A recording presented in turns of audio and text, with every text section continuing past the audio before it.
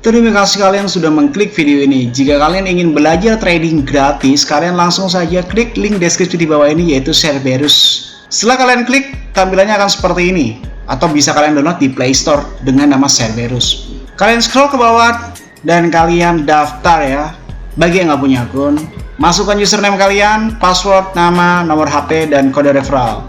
Setelah itu kalian klik register. Dan jangan lupa untuk nomor handphone adalah nomor handphone kalian yang aktif. Kode referral dikosongkan, tidak apa-apa. Setelah itu tampilannya akan seperti ini. Dan jika kalian ingin mengetahui sesuatu tentang entitas atau belajar trading, kalian langsung klik tutorial dan arahkan sesuai dengan apa yang kalian mau. Entah itu Indodax, entah Binance, entah itu OKX, atau Cerberus itu sendiri. Dan kalian bisa langsung belajar trading di dalam sini. Dan apabila kalian ingin mengikuti Cerberus alias copy trading otomatis, kalian langsung bisa hubungi nomor di bawah ini dengan tampilan biaya per tahun 3 juta rupiah untuk member reguler dan 30 juta rupiah untuk member eksklusif. Dan jika kalian masih tidak mengerti tentang apa itu Cerberus, tinggal kalian klik tutorial, lalu arahkan ke Cerberus dan kalian klik apa itu Cerberus. Dan silahkan luangkan waktu kalian 20 menit, jangan di skip, maka kalian akan mengerti apa itu Cerberus. Dan selamat menonton materi kali ini.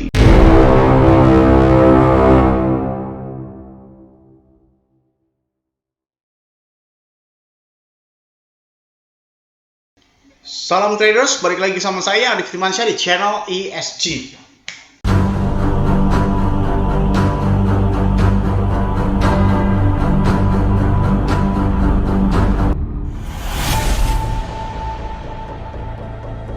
Oke, kali ini kita akan bahas tentang beberapa berita, bukan beberapa berita ya. Satu berita yang mungkin cukup bikin saya deg-degan ya. Oke, sebelum itu di video saya terakhir saya sudah bilang bahwasanya analisis saya atau perspektif saya Bitcoin akan kembali retest ke 60.000. Dan seperti kalian tahu bahwasanya sekarang nih kalau kalian cek market manapun dan Bitcoin ternyata sudah mencapai 60.000 atau lebih ya, ke 63.000. Sekali lagi analisa saya tidak pernah salah. Aku suka. Nah, mari kita akan bahas tentang satu berita yang cukup serius ya menurut saya. Tapi jujur berita ini tidak mendasar ya.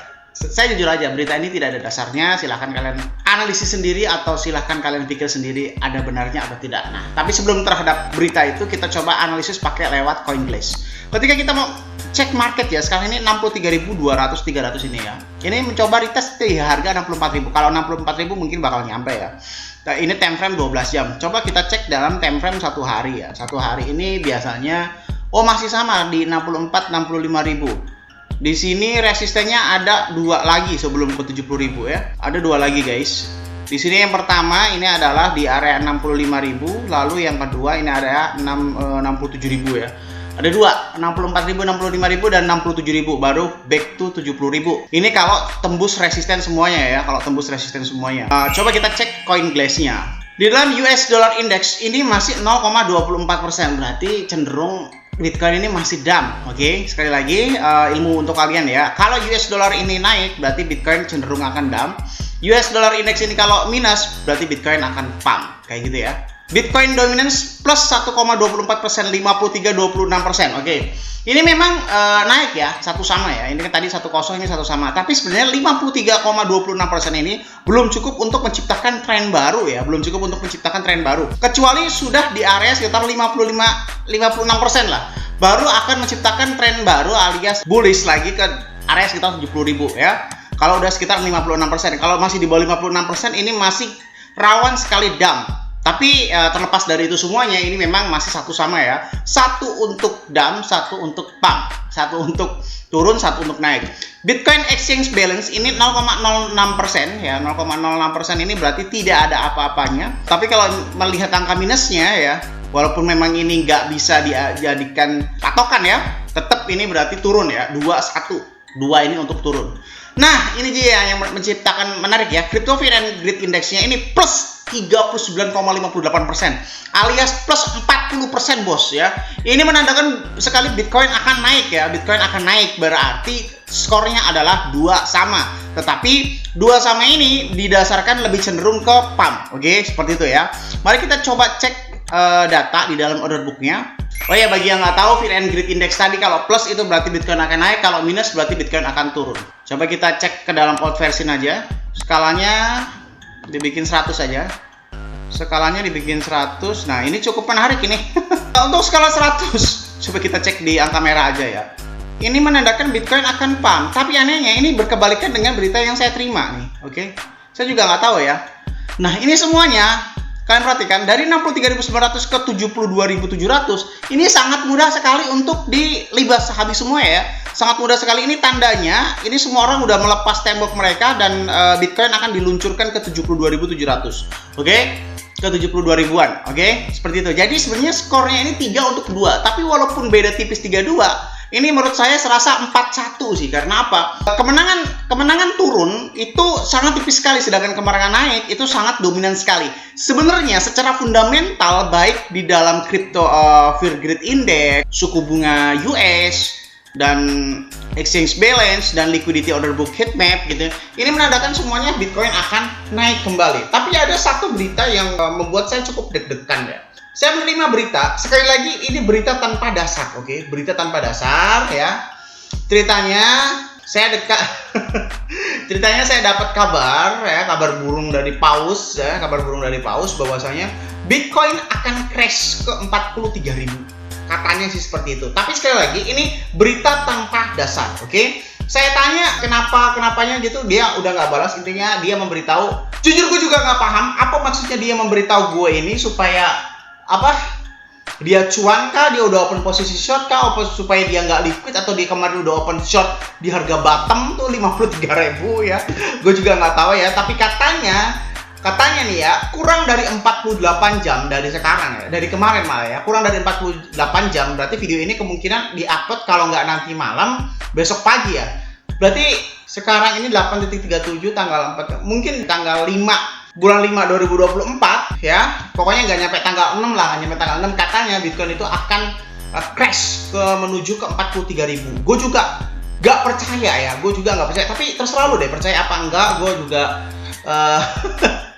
nggak bisa mendoktrin atau memberikan bukti atau apapun gitu kan. Tapi menurut fundamental dan analisis saya atau perspektif saya, ini Bitcoin seenggak-enggaknya masih tren naik ya, ke 65.000 kayaknya ya, ke 65.000 harusnya ya, ke 65.000. Tapi jujur saya juga belum open posisi karena saya melihat berita ini cukup krusial ya, berita ini membuat saya cukup ragu daripada mengambil resiko, karena menurut time frame satu hari ya bisa jadi.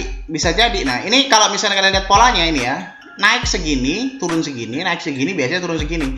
Nah, ini kalau kalian perkecil, ini malah tambah serem, bos. Sebenarnya ya, kalau kalian perkecil ini malah tambah serem.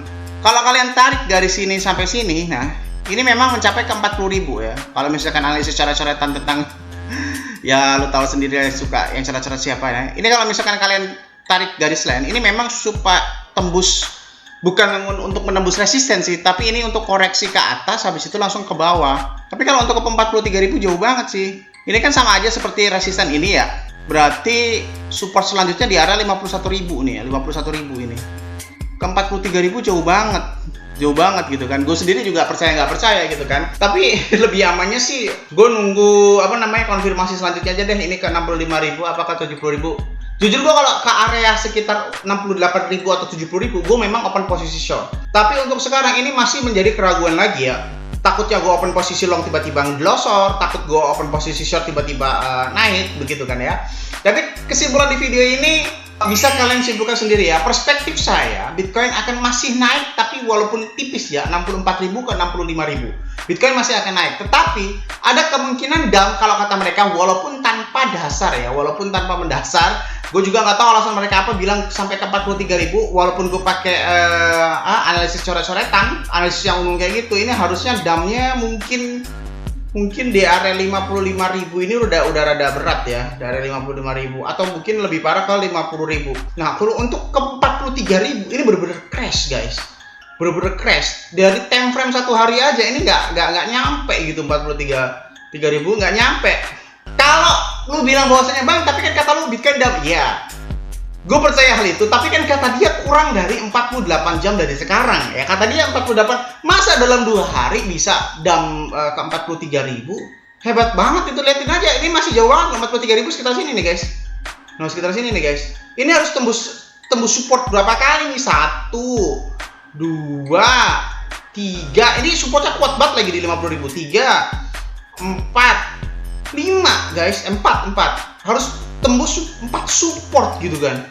Gila banget gitu. Ya terus kalau misalnya ke 43.000, Bitcoin bakal kemana gitu kan? Crash langsung ke 30.000. Ya bisa jadi, tapi gue nggak percaya kalau dalam 48 jam itu gue nggak percaya. Tapi ya gue nggak tahu ya. Amannya memang nggak usah berposisi dulu.